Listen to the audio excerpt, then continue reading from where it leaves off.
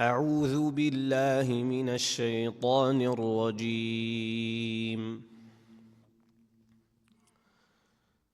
بسم الله الرحمن الرحيم. قل أي شيء أكبر شهادة قل الله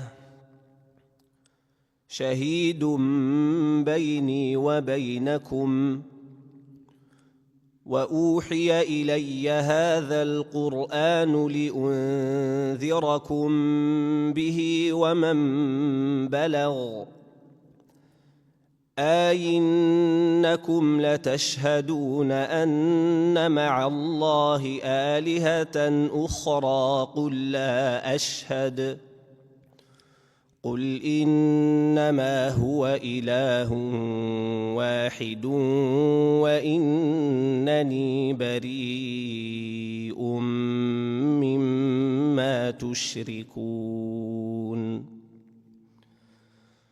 الذين آتيناهم الكتاب يعرفونه كما يعرفون أبناءهم الذين خسروا أنفسهم فهم لا يؤمنون. ومن أظلم ممن افترى على الله كذبا أو كذب بآياته إنه لا يفلح الظالمون. ويوم نحشرهم جميعا ثم نقول للذين أشركوا أين شركاؤكم الذين كنتم تزعمون ثم لم تكن فتنتهم إلا أن قالوا والله ربنا ما كنا مشركين. انظر كيف كذبوا على أنفسهم وضل عنهم ما كانوا يفترون. ومنهم من يستمع إليك وجعلنا على قلوبهم أكنة أن يفقهوه وفي آذانهم وقرا وإن يروا كل آية لا يؤمنوا بها حتى إذا جاءوك يجادلونك يقول الذين كفروا إن هذا إلا أساطير الأولين.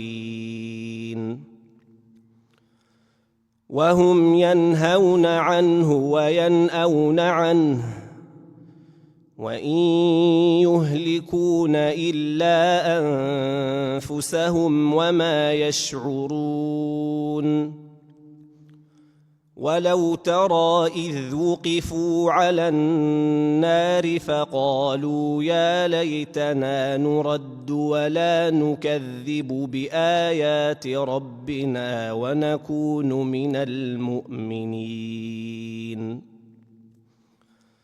بل بدا لهم ما كانوا يخفون من قبل ولو ردوا لعادوا لما نهوا عنه وإنهم لكاذبون. وقالوا إن هي إلا حياتنا الدنيا وما نحن بمبعوثين. ولو ترى إذ وقفوا على ربهم قال أليس هذا بالحق قالوا بلى وربنا قال فذوقوا العذاب بما كنتم تكفرون. قد خسر الذين كذبوا بلقاء الله حتى إذا جاءتهم الساعة بغتة قالوا يا حسرتنا على ما فرطنا فيها وهم يحملون أوزارهم على ظهورهم ألا ساء ما يزرون